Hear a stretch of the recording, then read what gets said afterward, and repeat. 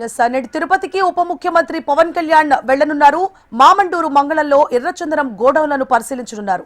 అనంతరం కలెక్టరేట్ లో అటవీ శాఖ అధికారులతో సమావేశం కానున్నారు. పవన్ శేషాచలం కొండల్లో అరుదైన వన్య వృక్ష సంపదను కాపాడాలని అధికారులకు సూచించనున్నారు.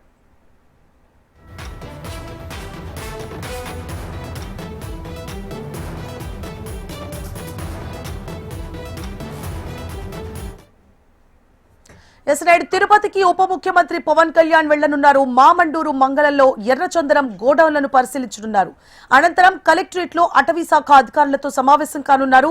శేషాచలం కొండల్లో అరుదైన వన్య వృక్ష సంపదను కాపాడాలని అధికారులకు సూచించనున్నారు. పవన్ ఇదే అంశానికి సంబంధించి పూర్తి డీటెయిల్స్ ని మా ప్రతినిధి చరణ్ లైవ్ లో అందించడానికి సిద్ధంగా ఉన్నారు. చరణ్.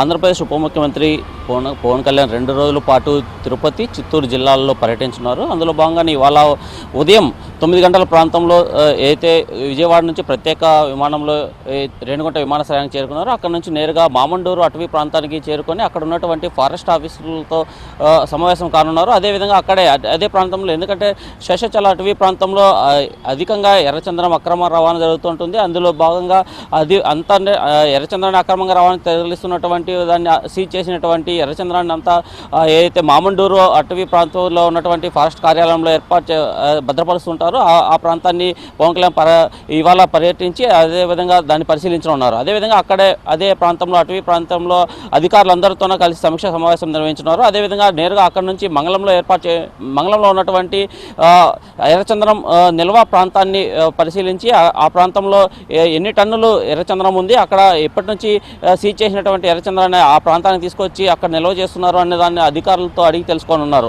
నేరుగా అక్కడ నుంచి తిరుపతిలో ఉన్నటువంటి కలెక్టర్ కార్యాలయంలో ఒక సమీక్షా సమావేశం ఏర్పాటు చేస్తున్నారు. ఈ సమావేశంలో ప్రధానంగా అటవీ శాఖ అధికారులు, అదేవిధంగా టాస్క్ ఫోర్స్ అధికారులు, ఎవరైతే టాస్క్ ఫోర్స్ హెడ్ సుబ్బరాయుడు ఉన్నారో ఆయనతో పాటు టాస్క్ ఫోర్స్ ఎస్పీతో కావచ్చు, అలాగే ఉన్నతాధికారులు అందరూ కూడా ఈ సమావేశంలో పాల్గొని అక్కడ సమావేశంలో ప్రధానంగా శేషాచల అటవీ ప్రాంతంలో ఉన్నటువంటి వన్య సంపద, అదేవిధంగా వృక్ష సంపదను ఎలా కాపాడుకోవాలి అన్న దానిపైన అధికారులతో సమీక్ష సమావేశం డిప్యూటీ సీఎం పవన్ కళ్యాణ్ నిర్వహించనున్నారు.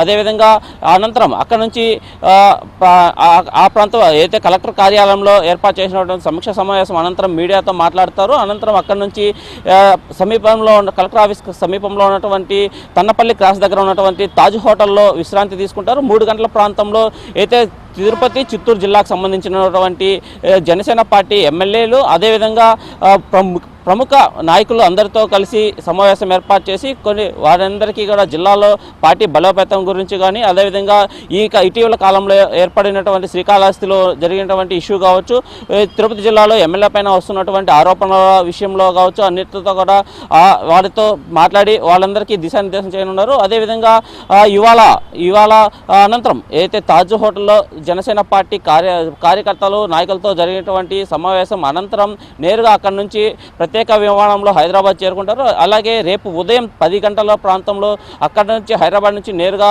రేణిగుంట విమానాశ్రయానికి చేరుకొని అక్కడి నుంచి నేరుగా చిత్తూరు జిల్లాలో ఉన్నటువంటి పలంనేరు నియోజకవర్గంలో ఉన్నటువంటి ఏనుగుల ఎలిఫెంట్ ప్రాంతానికి చేరుకొని అక్కడ ఏదైతే చిత్తూరు జిల్లా వ్యాప్తంగా చూసినట్లయితే కన్నా అడవి ఏనుగుల బెడద అధికంగా ఉంది. అందుకు వాటిని అరికట్టేందుకు ప్రత్యేకంగా తీసుకొచ్చినటువంటి కుంకి ఏనుగుల సంరక్షణ కోసం కుంకి ఏనుగులు తీసుకొచ్చారు. ఆ ప్రాంతాల్లో ఏర్పాటు చేసినటువంటి కుంకి ఏనుగుల సంరక్షణ కేంద్రాన్ని డిప్యూటీ సీఎం మొదటిసారిగా వెళ్ళి కుంకి ఏనుగులు ఎలా ఉన్నాయి, వాటి భద్రత ఎలా ఉంది, వాటి సంరక్షణ ఎలా ఉంది అనే విషయాన్ని అధికారులతో చర్చించి సమావేశం అక్కడ ఉన్నటువంటి ఫారెస్ట్ అధికారులు, అలాగే కుంకి ఏనుగుల సంరక్షణ చేస్తున్నటువంటి వారితో అందరితో సమీక్ష సమావేశం నిర్వహించున్నారు. అదేవిధంగా ఇటీవల కాలంలో చిత్తూరు జిల్లా వ్యాప్తంగా ఏర్పడినటువంటి అడవి